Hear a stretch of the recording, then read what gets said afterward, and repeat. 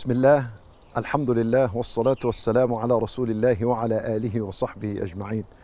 My brothers and sisters in Islam, today I want to share with you what is the first and most powerful way in how a believer honors this Quran and gives it a high station and a level in his life and remains connected with this Quran with passion and with excitement.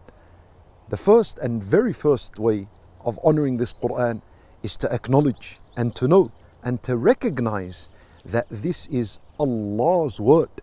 It is our Creator's word. Allah Azza wa Jal in Surah At-Tawbah, when He described the Quran, He said, حَتَّى يَسْمَعَ كَلَامَ اللَّهِ. He described it as Kalam Allah, the word of Allah subhanahu wa ta'ala. So you need to recognize this. Every single time you read an ayah or you listen to an ayah, know and acknowledge that this is the word of the Lord of the worlds, the one who's in control of all affairs and all matters. Your heart is beating because of Him subhanahu wa ta'ala. The blood is flowing in your veins and arteries because of Him subhanahu wa ta'ala. Oxygen is reaching every organ and every cell in your body because of Him subhanahu wa ta'ala, the Lord of the worlds. He knows everything that is happening and what will happen in the future. You're listening to His word. So that's the first way of honoring this Quran.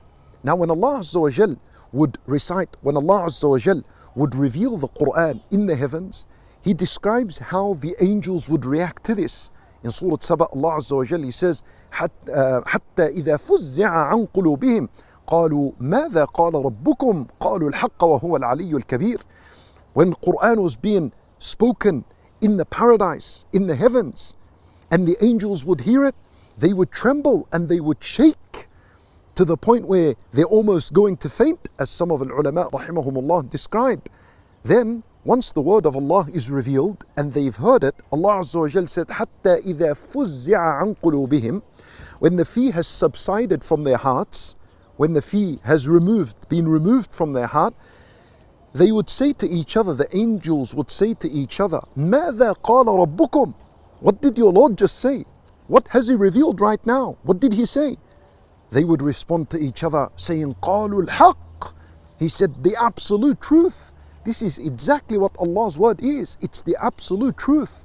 And you know, the hearts and the minds find rest and peace with the truth.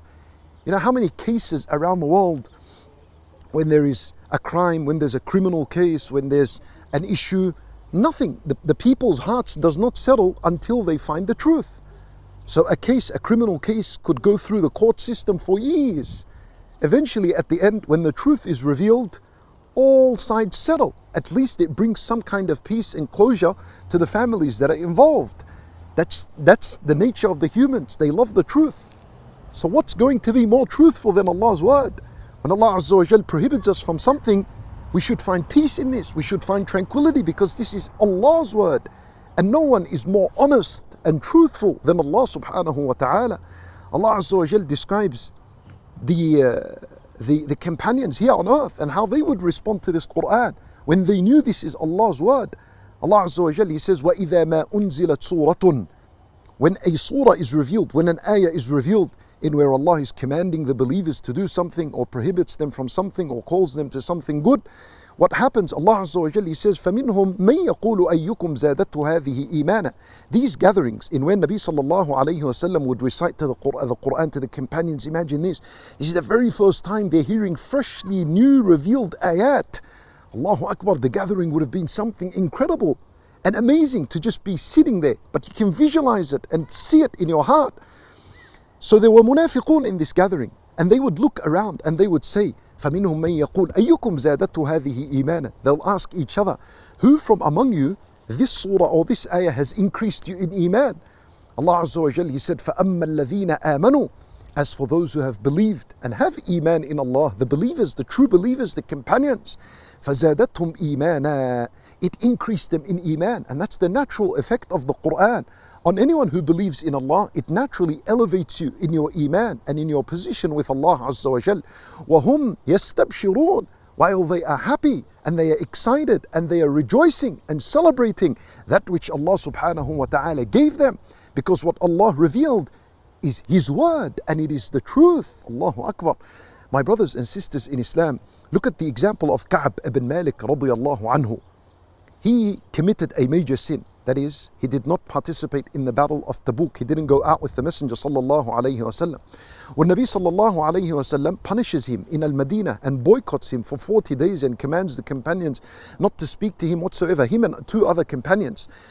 And you can understand the terrible state that Ka'b ibn Malik radiyallahu anhu is in alongside his two friends. Like the case is very serious. Yani if the Nabi sallallahu alayhi wasallam was to pass away, upset with these companions, boycotting them, not speaking to them, how terrible would Ka'b feel? But eventually, Ka'b radiallahu anhu made a tawbah and Allah accepted his tawbah, and an ayah was revealed that Allah had accepted his tawbah and his two friends.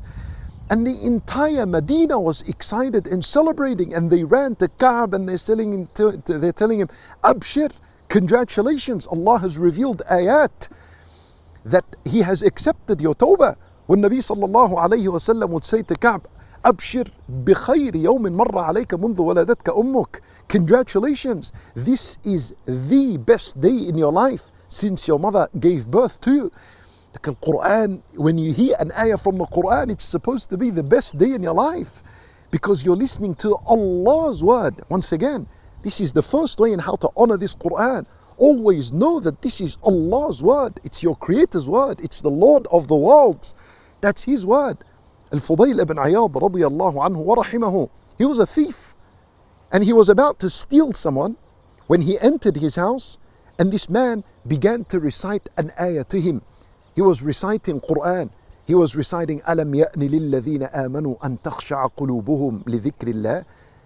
Isn't it time? Isn't it time? Alam ya'ni lilladhina amanu. Isn't it time for those who believe that their heart softens to the reminders that come from Allah Azza wa Jal?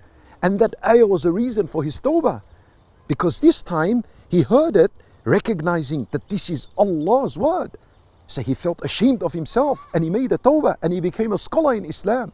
His son Ali ibn al-Fudayl, he died because he was reading an ayah in the Quran.